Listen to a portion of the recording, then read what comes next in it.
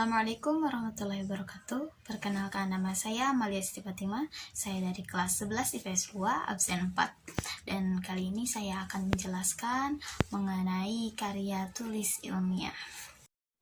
Sebelum melanjutin videonya, yang belum subscribe dulu ya guys. Terus jangan lupa nyalain tombol loncengnya. Oke, kita mulai pembahasannya dimulai dari pengertian. Karya tulis ilmiah atau yang bisa kita sebut karya ilmiah adalah sebuah laporan tertulis atau tulisan yang memaparkan hasil penelitian atau pengkajian mengenai suatu masalah yang telah dilakukan seseorang atau sebuah tim dengan menggunakan etika dan kaidah keilmuan yang ditaati dan juga dikukuhkan oleh masyarakat umum. Karya ilmiah disebut juga sebagai tulisan akademis karena biasa ditulis oleh kalangan kampus perguruan tinggi, dosen, dan mahasiswa.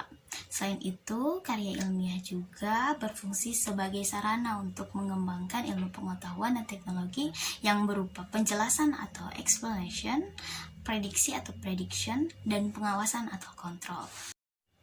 Mari kita kutip salah satu pendapat seorang ahli, yaitu Eko Susilo, yang menyatakan bahwa karya ilmiah adalah suatu tulisan atau karangan yang didapatkan sesuai sifat keilmuannya dan didasari oleh hasil penelitian, pengamatan, peninjauan dalam bidang tertentu, disusun menggunakan metode tertentu dengan sistematika yang bahasanya dan isinya dapat dipertanggungjawabkan kebenarannya.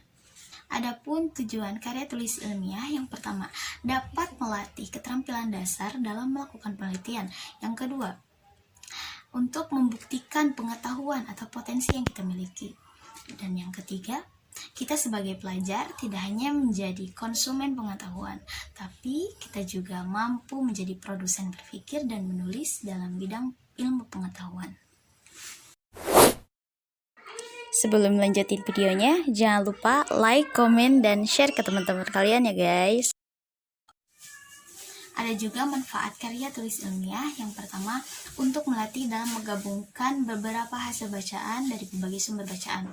Yang kedua, kita dapat berlatih mengintegrasikan hasil bacaan kita dengan gagasan kita sendiri.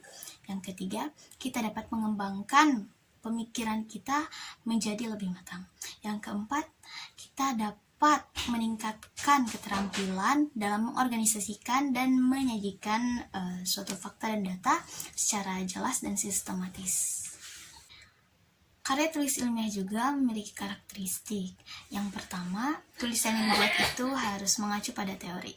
Yang kedua, harus lugas. Yang ketiga, harus logis atau mengacu pada pembahasan rasional. Yang keempat itu harus efisien. Jadi dalam penggunaan kalimat, kata, bahasa itu harus baik, sesuai, dan juga mudah dipahami. Lalu yang kelima, harus efektif juga. Jadi dalam tulisan-tulisan yang dibuat itu harus ringkas dan padat.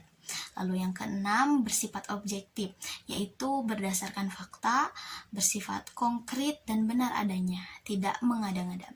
Lalu yang terakhir yaitu sistematis, yang artinya dalam pembahasan tersebut harus sesuai struktur yang ada. Ada beberapa jenis karya tulis ilmiah. Yang pertama, artikel. Artikel adalah salah satu karya tulis yang dirancang untuk dimuat dalam sebuah jurnal. Karya ilmiah ini ditulis dengan cara ilmiah dan mengikuti pedoman ilmiah yang sebelumnya sudah disepakati. Lalu jenis yang kedua yaitu makalah. Makalah adalah salah satu karya tulis yang menyajikan suatu permasalahan atau suatu masalah dengan pembahasan sesuai data yang ada di lapangan dan bersifat empiris objektif.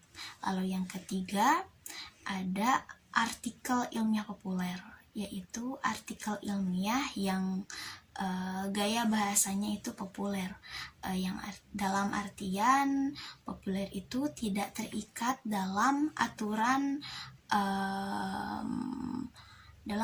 penulisan ilmiah gitu.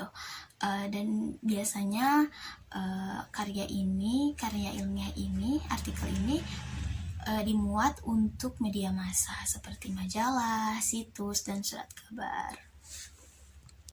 Dan ada pula struktur karya tulis ilmiah. Yang pertama itu pendahuluan, di mana pendahuluan itu berisikan informasi berupa poin-poin penting yang harus dipaparkan, yaitu latar belakang masalah yang menceritakan kenapa penelitian itu diambil sebagai judul utama dalam karya tulis ilmiah tersebut.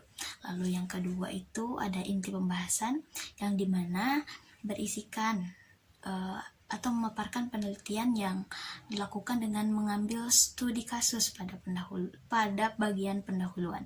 Lalu yang ketiga ada penutup. Di bagian penutup ini menyajikan atau menjelaskan sebuah kesimpulan akhir dalam penelitian yang telah dilakukan gitu. Apakah penelitian tersebut menjadi solusi permasalahan atau menjadi batu loncatan untuk melakukan penelitian selanjutnya. Mungkin sekian yang bisa saya sampaikan. Mohon maaf atas segala kesalahan dan kekurangan saya dalam menjelaskan atau memaparkan materi karya ilmiah ini. Sekali lagi saya meminta maaf dan saya berterima kasih atas perhatiannya. Wabillahi taufiq wal hidayah. Wassalamualaikum warahmatullahi wabarakatuh.